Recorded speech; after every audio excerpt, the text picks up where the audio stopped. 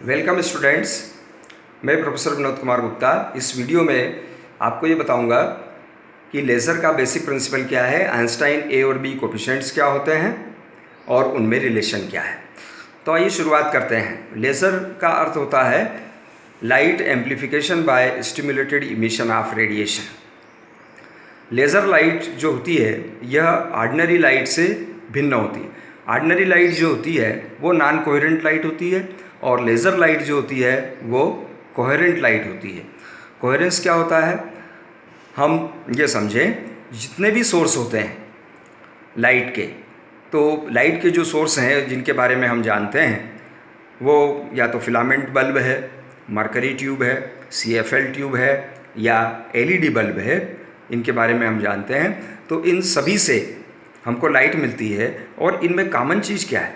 इनमें ये कॉमन ये है कि जो लाइट हमको मिलती है उसका जो मैकेनिज़्म है वो मैकेनिज़्म सब में बेसिक एक जैसा है कि पदार्थ में जो एटम्स होते हैं वो एक्साइटेड स्टेट में जाते हैं और एक्साइटेड स्टेट से फिर ग्राउंड स्टेट में आते हैं और इस ट्रांजिशन में वो एक फोटोन एमिट करते हैं और वो फोटोन यदि विजिबल रीजन का है तो हमें लाइट नज़र आती है। अब ये जो एटम्स हैं जो कि ट्रांजिशन कर रहे हैं, तो किसी भी पदार्थ में एटम कितने होते हैं? एटम की जो संख्या है वो हम जानते हैं कि अगर कोई पदार्थ का 1 ग्राम एटम यदि हम लें, 1 ग्राम परमाणु यदि हम लें, तो उसमें परमाणुओं की संख्या कितनी होगी? उसमें परमाणुओं की संख्या एवोगाड्रो नंबर के बराबर 6.23 10⁻23 इतने सारे परमाणु होंगे। और ये जो सारे परमाणु हैं सब के सब या बहुत सारे इनमें से एक साथ ट्रांजिशन नहीं करते। जब भी लाइट प्रोड्यूस होती है तो जो एटम होते हैं वो सब अलग अलग समय पर फोटोन को एमिट करते हैं। तो अलग अलग समय फोटोन एमिट करते हैं तो सारे फोटोन एक साथ नहीं निकलते, तो उनमें कुछ समय अंतराल होता है। तो ये जो फोटोन आगे पीछे निकलते हैं, साथ साथ नहीं निकलते, this is known as non coherence. और अगर ये सब एक साथ निकलें, सपोज़ जितने भी एटम हैं वो सब एक साथ ट्रांजिशन करें, हायर लेवल से लोअर लेवल में डी एक्साइटेशन करें, और अगर एक साथ करते हैं तो ऐसा करने पर जितने फोटोन्स निकलेंगे वो सब साथ में निकलेंगे। तो ऐसे लाइट को हम कोहेरेंट लाइट कहेंगे, कला संबद्ध प्रकाश कहेंगे। और ये जो कोहेरेंस होता है, ये कोहेरेंस 2 प्रकार का हो सकता है। एक तो होता है टेम्पोरल कोहेरेंस और दूसरा होता है स्पाशियल कोहेरेंस। टेम्पोरल कोहेरेंस ये होता है कि जितने फोटोन्स निकल रहे हैं वो सब कला संबद्ध हैं, एक ही समय पर निकले हैं एटम से। और स्पाशियल कोहेरेंस ये है कि if laser beam has some spread, उसका कुछ फैलाव है यदि, तो बीम में जो फोटोन दाएं बाएं चल रहे हैं वो सब भी एक साथ निकले हैं, उनमें भी कला संबद्धता है। This is spatial coherence. तो कोहेरेंस एक मेन प्रॉपर्टी है लेज़र बीम की जो ऑर्डिनरी लाइट से इसको अलग करती है। कोहेरेंस को हमें और अच्छे से समझना है तो हम ये कल्पना कर सकते हैं कि कोई सैनिक टुकड़ी परेड कर रही है, तो उसमें जितने भी सैनिक होते हैं वो सब के सब एक साथ चलते हैं कदम ताल करते हुए। तो ये एक एग्जाम्पल है कि जो कोहेरेंट लाइट होती है वो किस प्रकार की होती है। उसमें जितने भी फोटोन होते हैं वो एक साथ कदम ताल कर रहे हैं। अब हम जानते हैं कि आइंस्टाइन के ए और बी कोफिशिएंट्स क्या होते हैं। तो उसके लिए हम ये देखते हैं कि जो ट्रांजिशन होते हैं एटम में वो कितने प्रकार के होते हैं। तो ट्रांजिशन 3 प्रकार के होते हैं। एक होता है एब्जॉर्प्शन, दूसरा होता है स्पॉन्टेनियस इमिशन या सेल्फ इमिशन, और तीसरा होता है स्टिमुलेटेड इमिशन। जो एब्जॉर्प्शन होता है उसमें कोई एक्सटर्नल रेडिएशन रहना ज़रूरी है।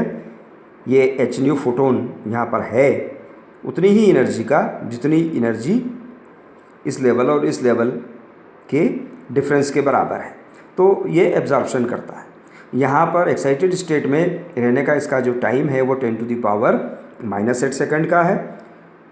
इतने समय बाद ये डी एक्साइट करता है और फोटोन एमिट करता है। This is known as self emission, स्वतः उत्सर्जन। तीसरे प्रकार का जो ट्रांजिशन है वो है स्टिमुलेटेड या उद्दीप्त उत्सर्जन।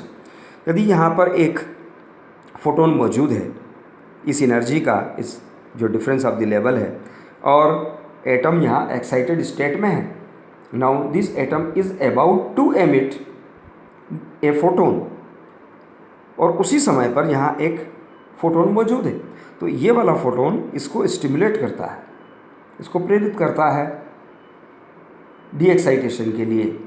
तो ये दोनों फोटोन एक साथ निकलते हैं। यहाँ ये जो फोटोन निकल रहे हैं ये कोहेरेंट हैं, कला संबद्ध हैं। हम देखते हैं कि आइंस्टाइन के ए और बी कोफिशिएंट्स क्या होते हैं। तो 3 प्रकार के जो ट्रांजिशन हैं वो हम फिर से बनाते हैं। पहला एब्जॉर्प्शन। एब्जॉर्प्शन में हम देखें कि यहाँ पर एक रेडिएशन एच न्यू मौजूद है जिसकी डेंसिटी हम मान लें यू न्यू है। यहाँ ये लेवल को E1 मान लें, इसको E2 मान लें, और यहाँ number of atoms at any instant we assume it is N1 and here it is N2, then we can write probability P12 proportional to U new. जितना रेडिएशन यहाँ मौजूद होगा उतना एब्जॉर्प्शन होगा, so it is proportional to U new. So P12 is equal to some constant B12. Now this constant is Einstein B coefficient. So it is B12 for transition from 1 to 2 state. So P12 is B12 U new. यहाँ ये है stimulated emission. Stimulated emission के लिए भी external radiation of density you new must be present. तो यहाँ से state 2 से स्टेट 1 तक ट्रांजिशन होता है, तो इसकी जो प्रोबेबिलिटी है P21 ये भी रेडिएशन डेंसिटी यू न्यू के प्रोपोर्शनल होगी। ठीक है। अब एक और प्रकार का ट्रांजिशन जो कि सेल्फ इमिशन या स्पॉन्टेनियस इमिशन है, जो 10⁻⁸ सेकंड के बाद होता है, इसमें एक्सटर्नल रेडिएशन नहीं है, इसकी मौजूदगी ज़रूरी नहीं है।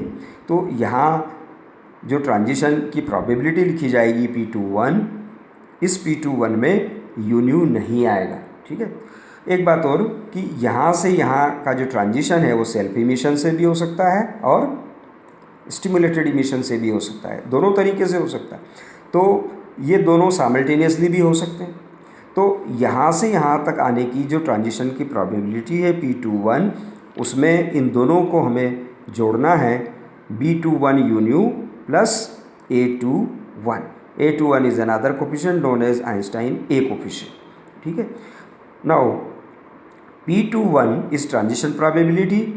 If we multiply it by N2 number of atoms in second energy state, then we get rate of transition. तो N2 P21 is equal to N2 B21 U nu plus N2 A21। ये जो rate है ये है number of atoms coming to state 1 per second. Similarly, we can find here the rate of atoms going from state 1 to state 2 as N1 P12. N1 P12 is N1 B12 U nu. ये rate है number of atoms going from E1 state to E2 state per second. तो ये दो rate हमारे पास में हैं। Thermodynamic equilibrium की चर्चा करें, ऊष्मागतिकी साम्य की चर्चा करें, तो ऊष्मागतिकी साम्य में ये दोनों रेट एक दूसरे के बराबर होंगी। तो हम इन रेट्स को एक दूसरे के बराबर रख देते हैं। N1 P12 is equal to N2 P21। इन दोनों को हमने एक दूसरे के बराबर रख दिया। तो इनको बराबर रखने पर जो समीकरण आती है इसको रीअरेंज करेंगे। We rearrange it and get N1 B12 U nu minus N2 B21 U nu is equal to N2 A21। N2 से डिवाइड कर दें, U न्यू कॉमन ले लें, तो हमें इस तरह से एक U न्यू का रिलेशन मिल जाएगा which is equal to A21 upon B21 divided by N1 by N2 B12 by B21 minus 1। इसी तरह का रिलेशन प्लैंक्स थ्योरी से भी आया है। तो रेडिएशन डेंसिटी का जो प्लैंक का रिलेशन है वो क्या है? तो प्लैंक रिलेशन जो है वो ये है, U nu is equal to 8 pi h nu cube by c cube into 1 upon h nu minus h nu by k T minus 1। तो ये रिलेशन और ये वाला रिलेशन जो अभी हमने निकाला ये एक दूसरे के बराबर होना चाहिए, दीज आर इक्विवेलेंट। तो हम इसको इसके बराबर रखते हैं तो हमें पता चलता है कि ये जो क्वांटिटी है A21 by B21 it must be equal to 8 pi h nu cube by c cube, और यहाँ ये जो वैल्यू है B12 बाई B21 यहाँ 1 है, 1 के बराबर होना चाहिए।